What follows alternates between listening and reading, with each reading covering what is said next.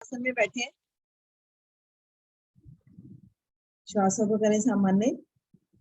लंबी गहरी श्वास भरें और छोड़ें। इतनी अच्छी अभी हमने सूक्ष्म क्रियाओं का अभ्यास लिया, कुछ नई नई भी, उसके प्रभाव को महसूस करते हुए लंबी गहरी सांस भरकर छोड़ते हुए श्वासों को सामान्य करें।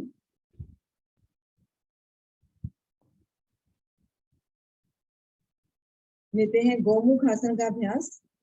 गोमुख आसन के लिए दोनों पैर मिला लें, पंजे तान लें, दोनों हाथ हमारे घुटनों पर ले आए, दाईं टांग को मोड़ें और दाएं पैर की एड़ी को अपनी बाईं जंघा के नीचे से निकालें और कोशिश करें एड़ी पर बैठने की। जो नहीं बैठ सकते हैं वो अपनी एड़ी को, दाएं पैर के पंजे को बाईं जंघा के नीचे से निकाल कर रख लें, नहीं तो कोशिश करें सभी एक बार एड़ी पर बैठने की। और अब बाईं टांग को मोड़ें और बाईं टांग को दाएं घुटने के ऊपर लाते हुए बाएं पैर के पंजे को भी आसन पर रख लें आराम से। ये स्थिति बन गई हमारी, घुटने के ऊपर घुटना आ गया, दायां घुटना नीचे है, बायां घुटना ऊपर। जो घुटना हमारा ऊपर है वही वाला हाथ श्वास भरते हुए ऊपर लेकर जाएं। श्वास भरते हुए हमारा हाथ ऊपर, हमारी बाजू हमारी कान से लगी हुई।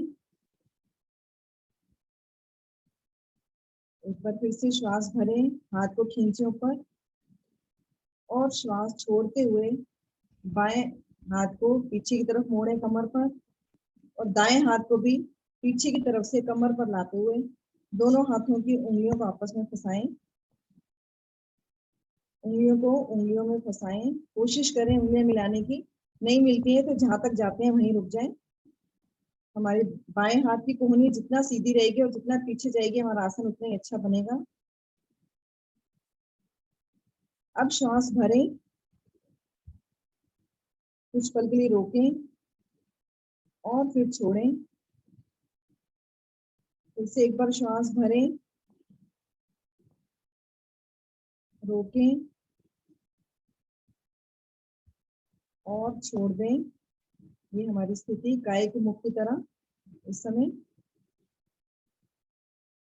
धीरे धीरे वापस आएंगे।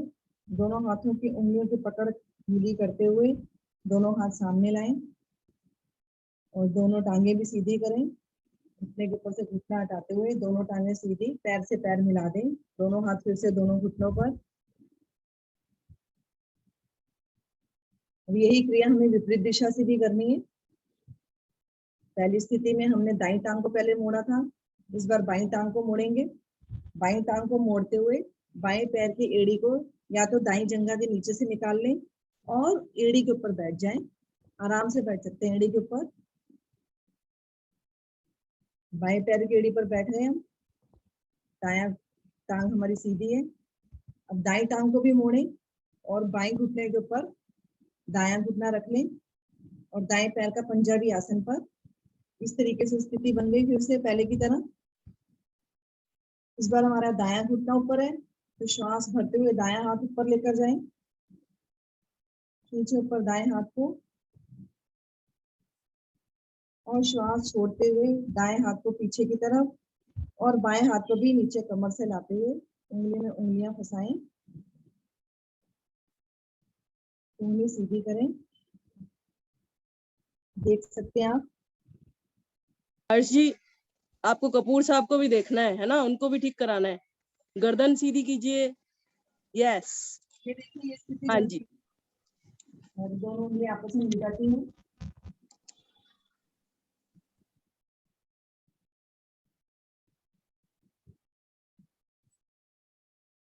दोनों उंगली आपस में मिल गई जब दोनों हाथों की, तो श्वास भरें, रोकें और छोड़ें। फिर से एक बार श्वास भरें, रोकें और छोड़ दें। एक बार फिर से भरें श्वास को और छोड़ दें। दोनों हाथों की उंगलियों को खोलते हुए धीरे धीरे नीचे ले आएं। दोनों टांगों को सीधा करें। दोनों पैरों को मिलाएं आपस में।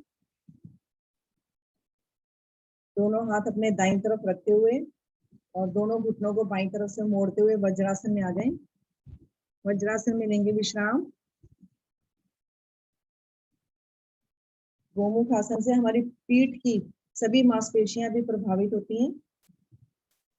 हमारा श्वसन तंत्र भी इससे मजबूत होता है। फेफड़ों में श्वास भरने की क्षमता बढ़ती है। अस्थमा की समस्या हो वो भी काफी हद तक ठीक हो जाती है इसके अभ्यास से। वज्रासन में विश्राम करें, श्वासों को करें सामान्य। वज्रासन की स्थिति सभी को पता है, दोनों घुटने आगे से मिले हों, दोनों हथेलियां हमारी घुटनों पर हो, कोहनियां सीधी हो, रीढ़ सीधी हो।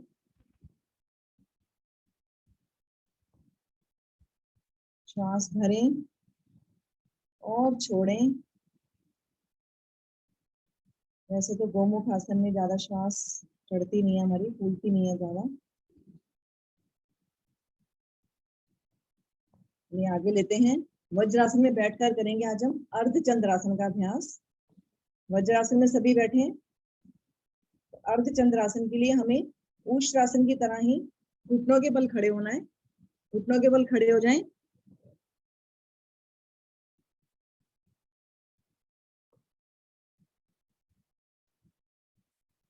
घुटनों के बल खड़े हैं, घुटनों में दोनों कंधों के बराबर फासला कर लें, जैसे हम ऊष्ट्रासन में करते हैं बिल्कुल वैसे।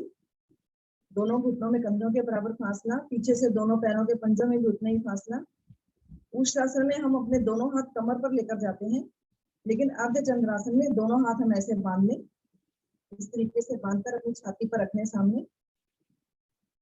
अब श्वास भरें, अच्छे से श्वास भरें और धीरे धीरे अपनी गर्दन और सिर को पीछे की ओर मोड़ते जाएं, कमर से जितना पीछे मोड़ सकते हैं मोड़े। भरी हुई श्वास में धीरे धीरे अपनी गर्दन को पीछे की ओर मोड़ते जाएं। दोनों हाथ हमारे छाती पर हैं। अधिकतर पीछे की ओर मुड़ने पर श्वास को सामान्य कर लें और रुकें कुछ पल के लिए इसी स्थिति में। जो लोग ऊष्ट्रासन नहीं कर सकते हैं वो इस आसन का अभ्यास किया करें। इसके लाभ पूरे ऊष्ट्रासन के लाभ की तरह हैं।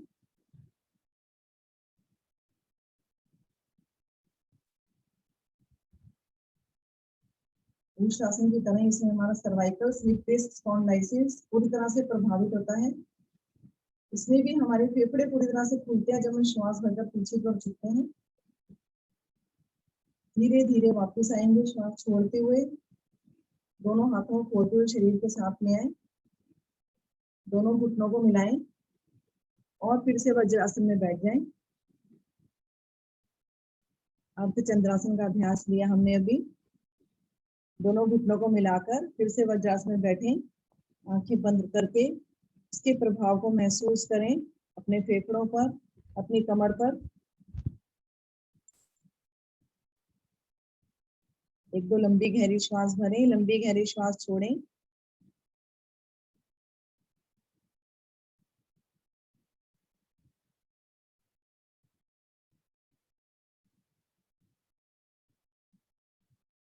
चलिए आगे लेते हैं योग मुद्रा का अभ्यास।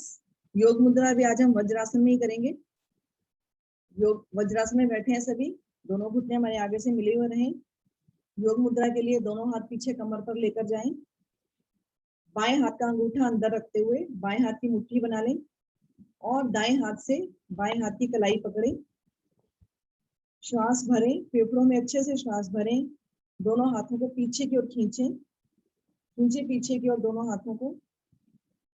भरी हुई श्वास लें और श्वास छोड़ते हुए धीरे धीरे आगे की ओर झुकते जाएं। आगे की ओर झुकते रहें, अपनी क्षमता अनुसार झुकें। थोड़ी माथा जो भी लगा सकते हैं लगाने का प्रयास जरूर करें, लेकिन इस प्रयास में हमारा पृष्ठभाग हमारी एड़ियों से ना उठे। हमारे दोनों हाथ पीछे की ओर खींचे हुए तने हुए रहें। कोशिश जरूर करें जितना आगे अधिकतम झुक सकते हैं झुकें। श्वास सामान्य करके रुकें इसी स्थिति में कुछ पल के लिए। आज नहीं तो कल हमारा माथा जरूर लग जाएगा आसन पर। श्वास भरते हुए धीरे धीरे वापस आए। एक बार फिर से इसी क्रिया को दोहराते हैं। फिर से श्वास भरें, दोनों हाथों को फिर से पीछे को खींचें। जब हम दोनों हाथों को पीछे को खींचते हैं तो हमारी पीठ तन जाती है और श्वास छोड़ते हुए धीरे धीरे आगे की ओर झुकते जाएंगे। हमारा सीना भी हमारे घुटनों पर लग जाता है और हमारा माथा भी आसन पर लग जाता है।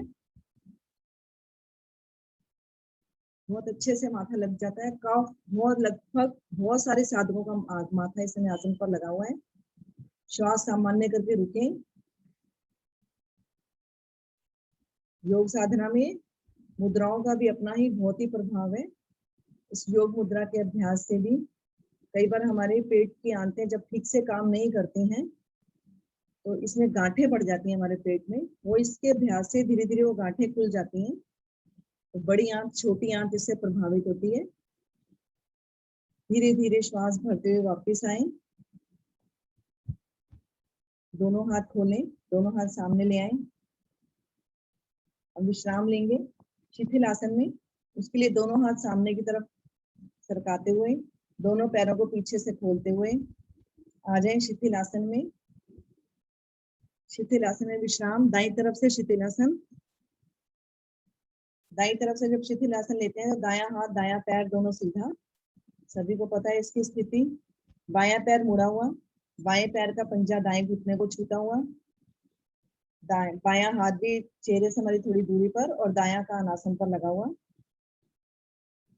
शिथिल आसन में विश्राम लेने पर दो काम हमारे होते हैं। एक तो हमें विश्राम भी मिल जाता है और हमारी इस स्थिति से उच्च रक्तचाप की समस्या भी दूर होती है। इसमें फेफड़ों को भी प्रभावित कर लेते हैं क्योंकि हमारा इस समय दायां फेफड़ा नीचे है आसन पर। श्वास भरे,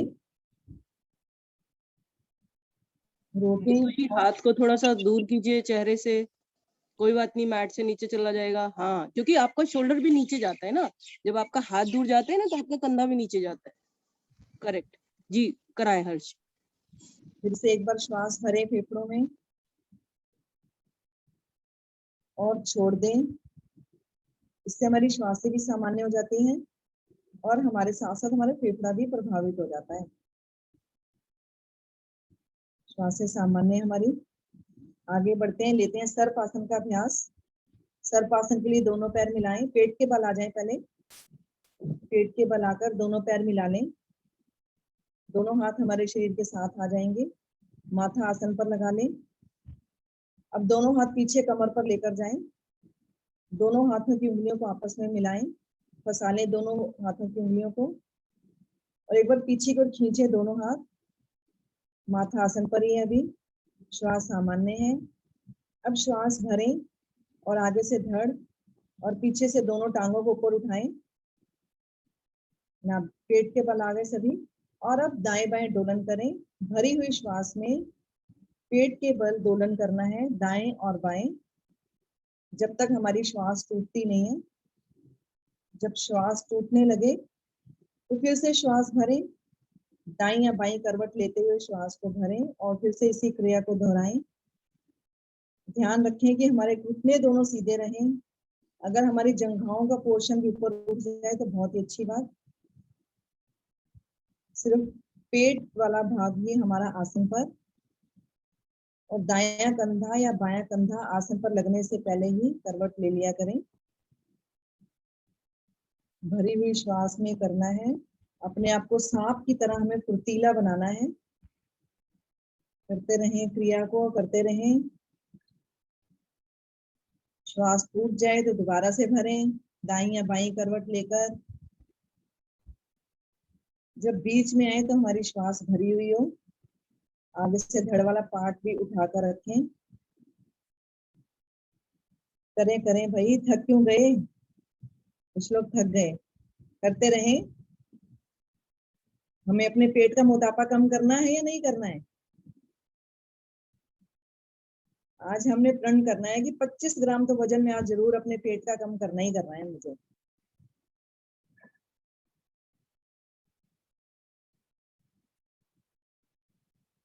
चलिए धीरे धीरे वापस आ जाएं। विश्राम ले लेते हैं शिथिल आसन में बाईं तरफ से।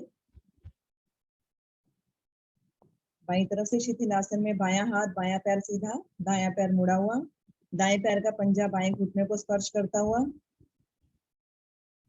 बायां हाथ भी चेहरे से थोड़ी दूरी पर, दोनों कंधे हमारे आसन पर लगे हुए, बायां कान आसन पर लगा हुआ। सर्पासन से हमारी सांसें फूल जाती हैं, उनको भी सामान्य कर लेते हैं और साथ ही साथ अपने फेफड़े को भी प्रभावित कर लेते हैं। बायां फेफड़ा हमारा आसन पर है, तो श्वास भरें और छोड़ें।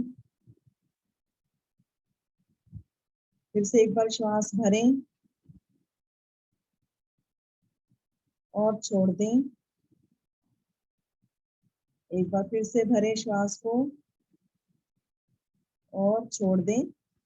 शिथिल आसन बाईं तरफ से ले रहे हैं। इसमें हमें निम्न रक्तचाप की समस्या जिनको होती है वो भी इससे काफी हद तक दूर होती है इसके अभ्यास से, और साथ ही साथ हमारी श्वासें भी सामान्य हो जाती है और बायां फेफड़ा भी प्रभावित हो जाता है। कितने लाभ मिल जाते हैं इस आसन में। श्वासें सामान्य हो गई हैं। अब अपना हाथ सिर के नीचे से निकालते हुए पीठ के बल आ जाएं। सभी साधक पीठ के बल आ जाएं। श्वासें हमारी इस समय सामान्य है बिल्कुल। पीठ के बल आकर व्यवस्थित कर लें अपने आप को।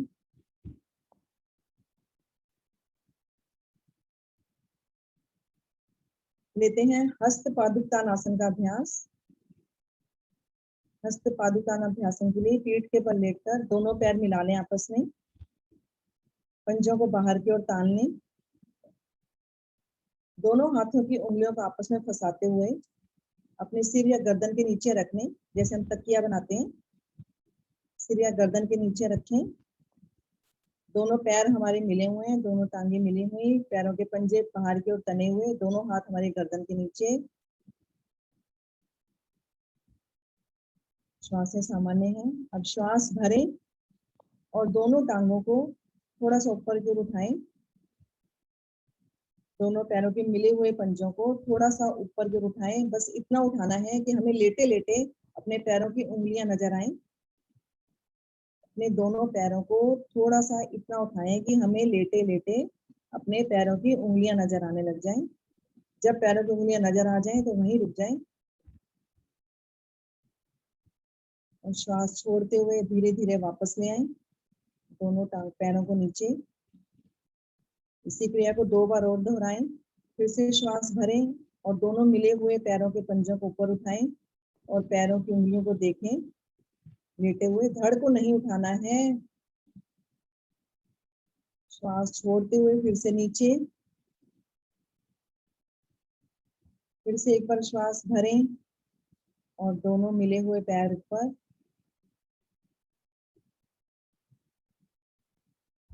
श्वास छोड़ते हुए वापस नीचे। दोनों हाथ हमारे गर्दन के नीचे ही रहेंगे। इसी की अब दूसरी स्थिति करते हैं। पहले हमने दोनों मिले हुए पैर उठाए थे। अब श्वास भरेंगे और पैर नीचे रखेंगे और धड़ को उठाना है। श्वास भरते हुए अपने धड़ को ऊपर उठाएं। इतना ऊपर उठाएं कि हमें अपने पैर नजर आने लग जाए। ज्यादा नहीं उठना है, बस उतना ही उठना है जितने में हमारे पैर नजर आने लग जाए। भरी हुई श्वास में अपने पैरों को देखें, धड़ को उठाते हुए। श्वास छोड़ते हुए धीरे धीरे वापस नीचे। फिर से श्वास भरें। फिर से अपने धड़ को उठाएं और देखें अपने मिले हुए पैरों के पंजों को।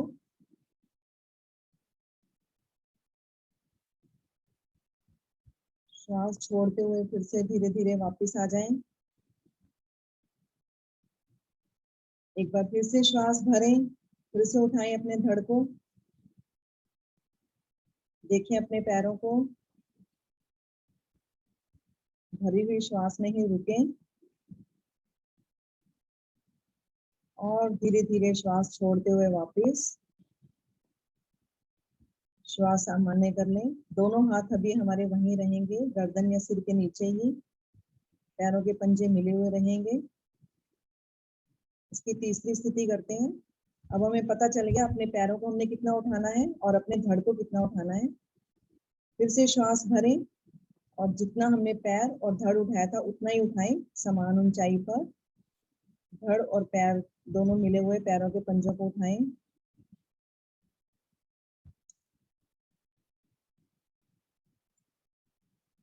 श्वास छोड़ते हुए धीरे धीरे वापस। फिर से एक बार श्वास भरें, फिर से उठाएं अपने धड़ को और मिले हुए पैरों को, पैरों के पंजों को।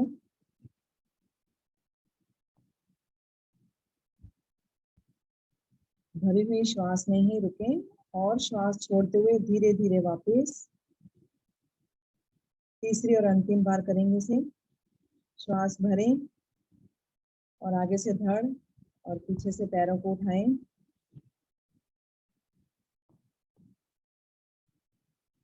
हमारे शरीर का सारा भार इस समय हमारे नितंबों पर बैलेंस बनाओ हमारे शरीर का। भरी हुई श्वास में ही रुकें और धीरे धीरे श्वास छोड़ते वापस आ जाएं। दोनों हाथ अपने गर्दन के नीचे से निकालते अपने शरीर के साथ ले आएं। इसी आसन की चौथी और अंतिम क्रिया करेंगे। अब हमारे दोनों हाथ हमारे शरीर के आसपास हैं। हथेलियों का रुख नीचे की ओर है, दोनों पैर मिले हुए हैं, पैरों के पंजे तने हुए हैं। अब पता है हमें हमें पैर उठाने हैं, कितने हमें धड़ उठाना है। और इस बार भरी हुई श्वास में धड़ को भी उठाना है, मिली हुई पैर टांगों को भी उठाना है, पैरों के पंजों को भी, और दोनों हाथों को भी उठाते हुए तानते हुए अपने पैरों के पंजों की तरफ लेकर जाना है। तो भरें श्वास और धड़ को उठाएं, दोनों मिली हुई टांगों को उठाएं, दोनों हाथों को तानते हुए अपने पैरों के पंजों की ओर लेकर जाएं। दोनों हथेलियां हमारी नीचे की तरफ, आसन की तरफ, घुटनों के ऊपर रहेंगी। और भरी हुई श्वास में यहाँ नितंबों के भार पर रुकें कुछ पल के लिए। इसके प्रभाव को महसूस करें। हमारी घुटने, हमारी जंघाएं, हमारे कंधे पूरी तरह से प्रभावित होते हुए। हर्निया के दोष भी इससे कुछ हद तक दूर होते हैं। बहुत धीरे धीरे वापस आएंगे, बहुत धीरे धीरे वापस आना है।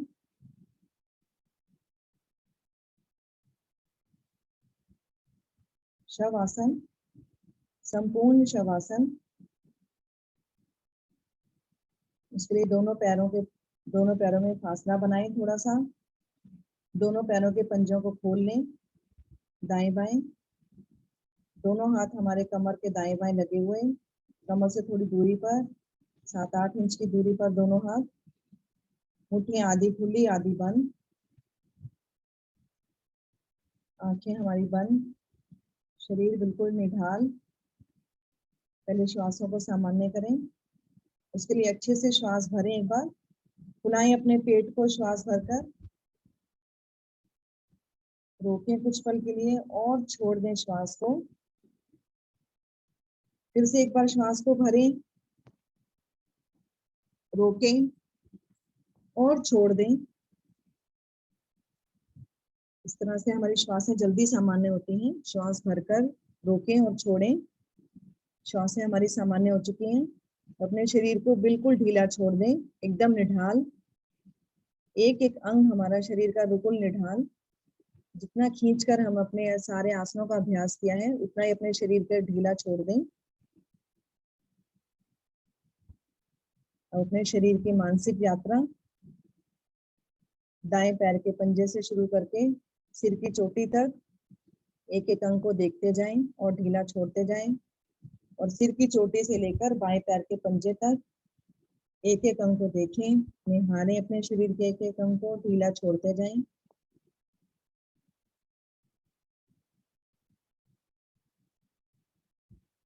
अपने मन में एक कल्पना करें कि हमारी आत्मा हमारे शरीर से बाहर निकलकर खड़ी है और हम ऊपर आकाश पर खड़े हुए अपने निढाल पड़े हुए शरीर को देख रहे हैं। सिर्फ श्वासों का आना जाना चल रहा है, शरीर में कोई हिलडुल नहीं, कोई हलचल नहीं।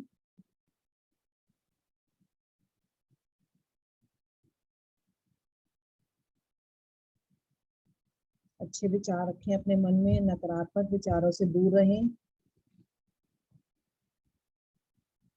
आजकल जैन धर्म में क्षमा पर्व चल रहा है, तो हमें भी माफी मांगना या माफ कर देने में कभी भी संकोच नहीं करना चाहिए। जो अपनी गलती को मान ले, माफी मांग ले, या कोई किसी को माफ कर दे उसकी भूल के लिए, उसी में ही जीत है। हमारी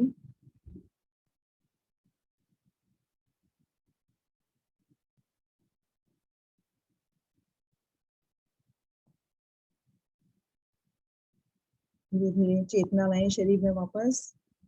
पैरों की उंगलियों को हिलाएं, दोनों हाथों की उंगलियों को हिलाएं, दोनों पैरों को मिला लें आपस में। दाईं करवट लें और दाईं कोहनी का सहारा लेते हुए अपने अपने आसन पर उठकर बैठ जाएं, सामने की तरफ मुंह करके।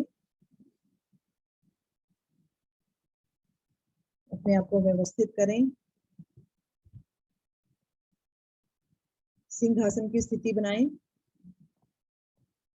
पद्मासन लगा लें तो अति उत्तम, नहीं लगा सकते हैं तो वज्रासन में भी बैठ सकते हैं या भुजंगासन की स्थिति भी ले सकते हैं। दोनों हाथों को सामने की तरफ रखते हुए दोनों हाथों की उंगलियों को अपनी ओर रखें, अपने घुटनों की तरफ दोनों हाथों की उंगलियां। दोनों हाथों में कंधों के बराबर फासला कर लें। कमर को अधिकतम नीचे झुकाएं, गर्दन को ऊपर की ओर मोड़ें, जीवा को बाहर निकालें, दृष्टि को रखें अपने नासिका के अग्रभाग पर। श्वास भरें और मधुर स्वर में श्वास को बाहर निकालते जाएं। 3 आवृत्तियां लेंगे इसकी।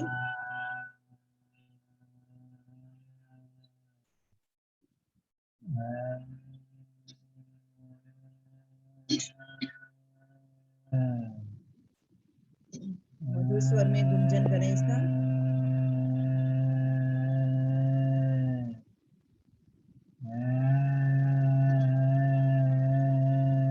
अपनी 3 आवृत्तियां पूरी करते हुए धीरे धीरे वापस आ जाएं। हल्के हाथों से अपने गले की मसाज करें। गले के अंदर जो सलाइवा आया उसे निगल लें, गटक लें उसे। सिंहासन के अभ्यास से गले के दोष दूर होते हैं, हकलाने की समस्या दूर होती है।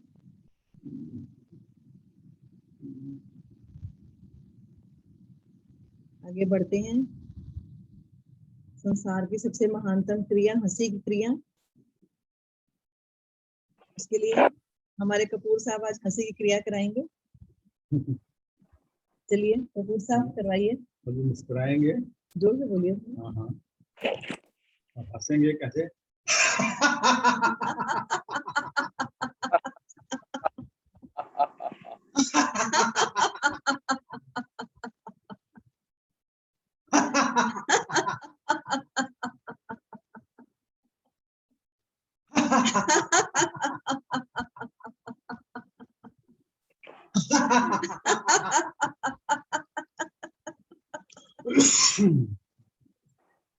शांत शांत हो जाए, इसी हंसी को मन ही मन बसाएं और आगे के साधना। जी सर।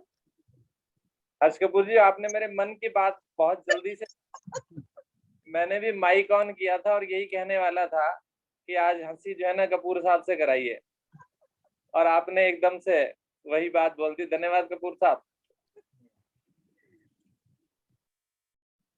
आगे की साधना के लिए हरिओम शालिनी जी। बहुत सुंदर साधना कराई और इतनी परिपक्व साधना के लिए बहुत बहुत धन्यवाद हर्ष जी, और आग्रह को स्वीकार करने के लिए कपूर साहब बहुत बहुत धन्यवाद आपका। जो एक इनोसेंट आपकी हंसी थी उसमें हर्ष कपूर जी इतना खुश हो रही थी कि उनको देख देख के हम भी बहुत खुश हो रहे थे। धन्यवाद। तो आगे चलते हैं गुप्ता जी के पास।